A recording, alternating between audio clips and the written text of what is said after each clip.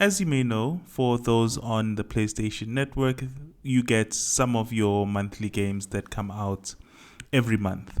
These games pretty much are quite interesting in terms of the selection that we get, where sometimes the PlayStation Network will give us hits in terms of the game selection.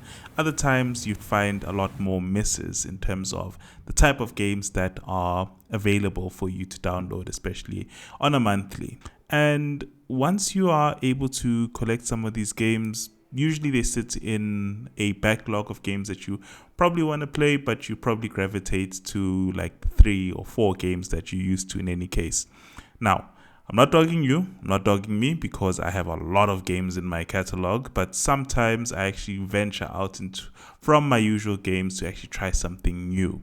Now, with the PlayStation Network, you'd find that on the monthly games, you find some misses, you find some hits. Some hits in recent months, things like Jedi Survivor, NBA were quite interesting. And there were a few others that actually I've reviewed before, but those ones were also very good in terms of the overall gameplay. Now, while we are in the month of July, there has been 3 interesting games that have come about. And I think that this selection in July of 2025 is a very good selection because you have some hard hitters. You have things like Diablo, you have things like King of Fighters, but one of the games that really caught my eye is a game called Jusant or Jusant. It's a name that is in French, but I kind of found it interesting and I really wanted to give it a try. Just having a look at it, it's pretty much a interesting adventure game where it focuses a lot more on climbing. It focuses a lot more on your ability to get from point A to point B, but the way that you actually do it is by climbing up a mountain, and you have a very fun companion who we really don't know much about. But this game is one of the most interesting games I've started to play. It doesn't take too long to finish, but you are able to be very relaxed in the game. Welcome to the Passion Network. My name is Thomas, and today I really want to show you that why climbing a mountain is more fun if you have the controls.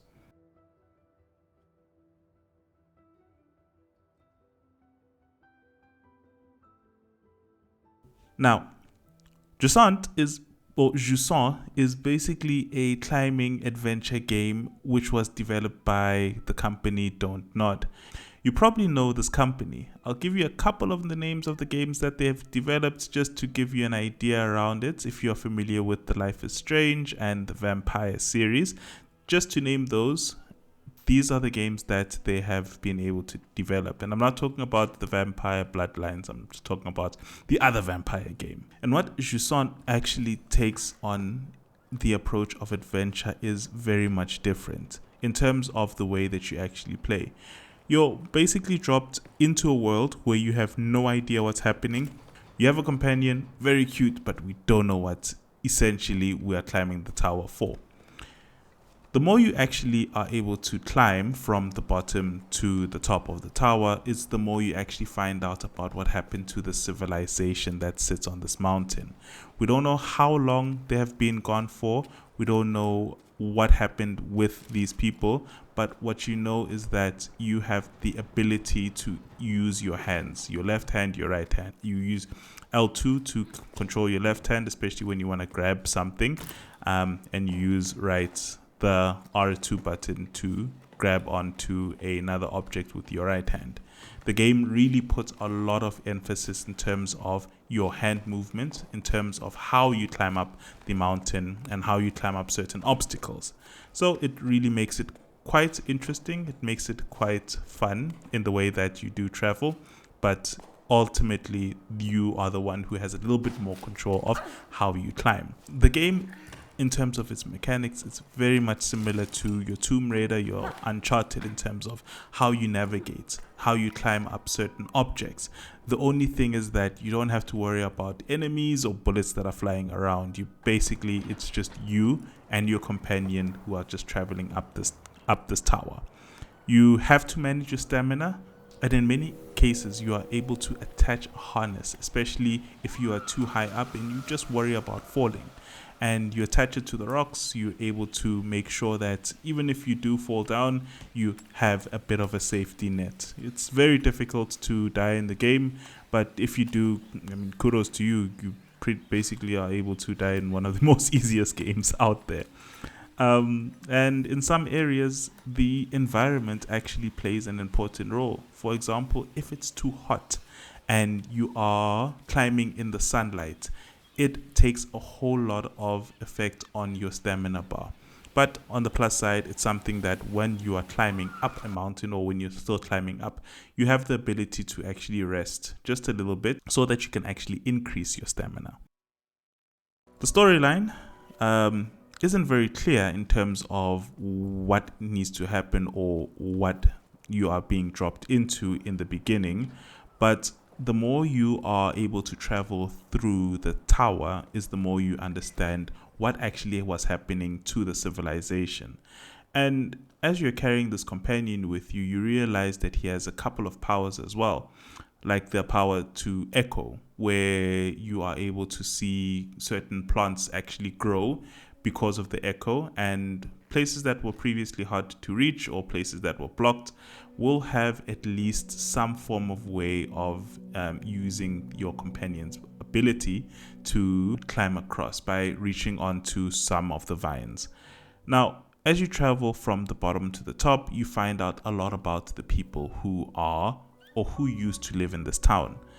This town is actually very interesting in the way that it is constructed, because this is one of the first games, if not the only game, where you see a lot more boats, you see a lot more items that should belong in the sea but are actually on a mountain, like boats hanging, like anchors everywhere around the town itself. And the creatures are actually more creatures that you'd find in the ocean, like crabs, but they're all sitting on a mountain. Very, very interesting scenery. Really shocked me, especially when I was playing it, but you kind of actually enjoy it while you're playing the game.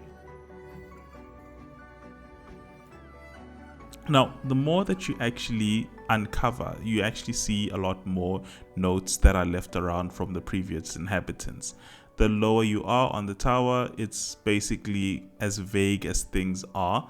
While you see the storyline, you find out that these people actually were chasing the ocean. So somewhere along the lines, the ocean disappeared, and they're basically trying to figure out where the ocean went, because they are people who are one with the sea, one with the ocean. Water is clearly life to them. And you just question what happened to this particular civilization.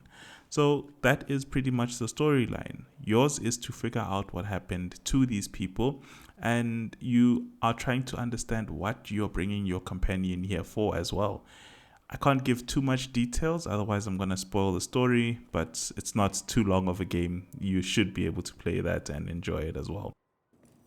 Getting into the reviews of the game, it's actually been a mixed bag of reviews, with some people either really loving the game or some people hating the game or not really enjoying the game all too much, and just people who were in the center. Now, the people who really did not like the game pretty much said that it was not too long of a game, so people really enjoy games that take up a lot of your time, and it can be completed in about a single sitting. You're able to finish the game in about 4 to 5 hours if you want to finish the main story, and about 8 hours if you want to complete the game at 100%. Other people say that the game feels quite lonely, and it really does. Where a lot of the times you're anticipating to see other people, this place is like walking through a completely deserted town where there's nobody except for you, your companion, and a bunch of notes all around. And some people really didn't enjoy that, because in some games you actually want to see at least some form of life in terms of other people that you can interact with. I mean, granted, they are animals and other wildlife that is there, but none of them are hostile in any way. And speaking of hostility, some of the people didn't enjoy the fact that there was not much action, especially in the game. All you had to do was just climb up the tower and just uncover and get to the end. That is pretty much it. Now, other people really enjoyed the fact that you are able to climb and you're able to see a lot of the scenery as well. And it was a journey of uncovering or understanding exactly what happened to the previous civilization.